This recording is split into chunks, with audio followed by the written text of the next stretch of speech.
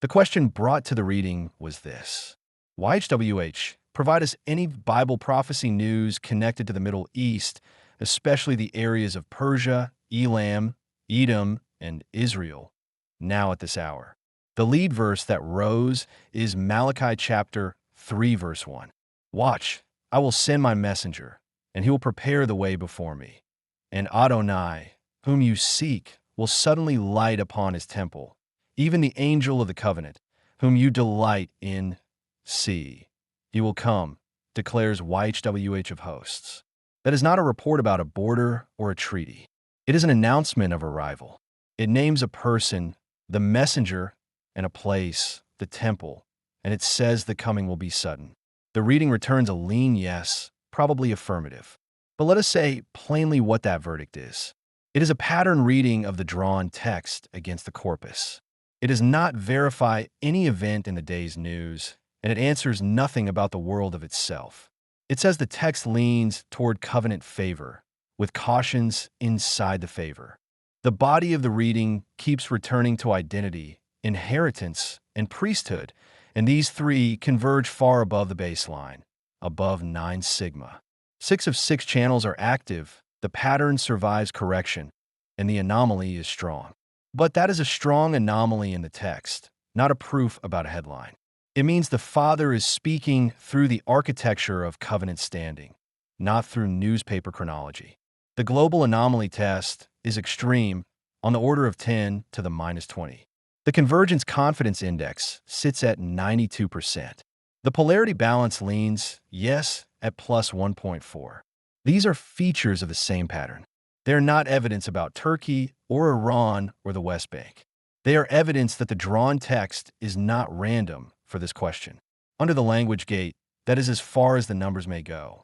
The day's news is dense, and the text speaks with weight to leadership, to covenant religion, provision, and land. It speaks only faintly to open conflict. That matters.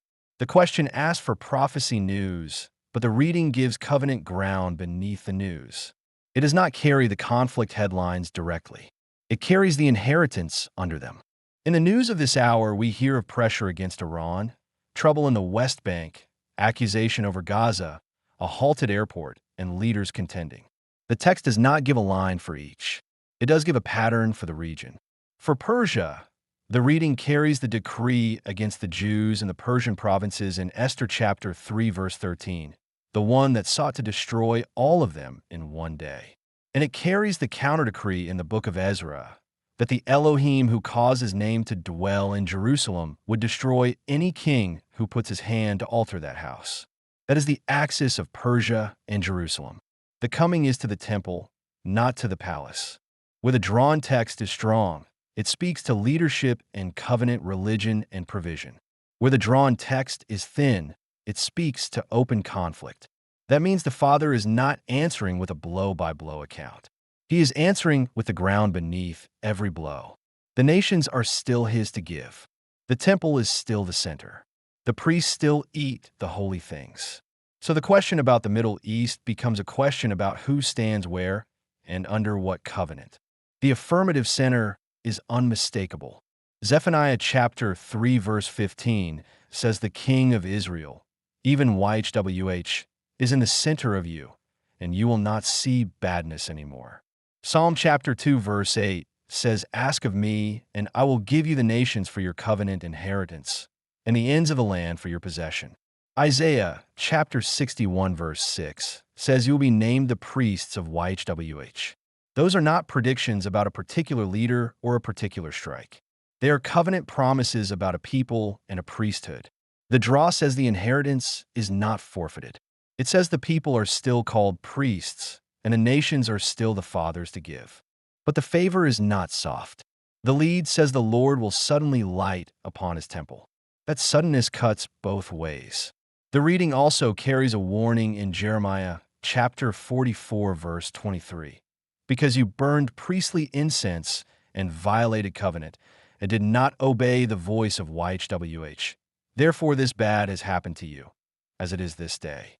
The text warns not to stand in the place of those who served other powers and wondered why the trouble came. The watch of Malachi is a call to keep covenant, not to read a date into the papers.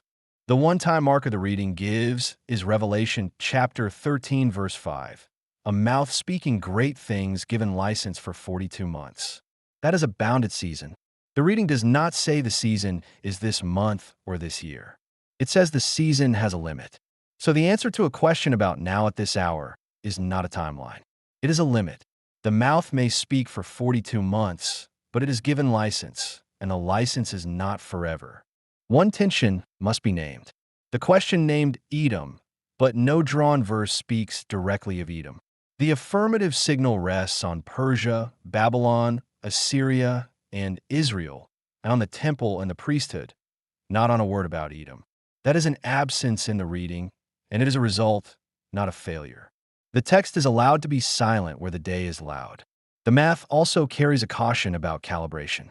The direction is firm, but the posterior certainty is low, and the calibration ledger has not yet enough labeled outcomes. So hold the yes with reverence, and let replication be the test over time. No single pattern reading is a final word about the world.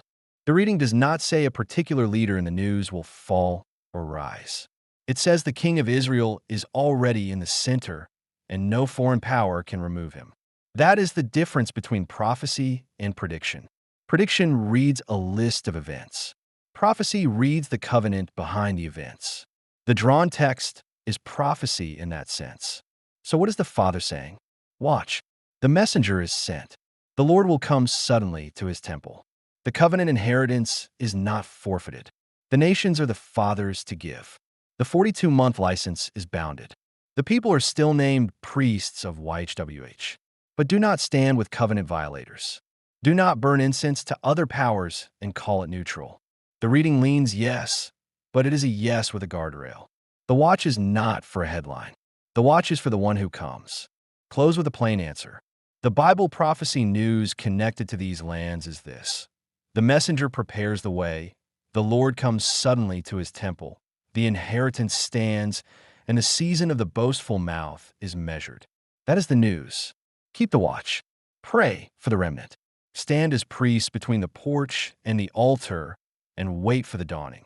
The lead verses drawn in this altar of reception session were Malachi chapter 3, verse 1, Romans chapter 14, verse 21, 2 Samuel chapter 2, verse 16, Ezekiel chapter 44, verse 29, 2 Samuel chapter 3, verse 9, 1 Samuel chapter 26, verse 19.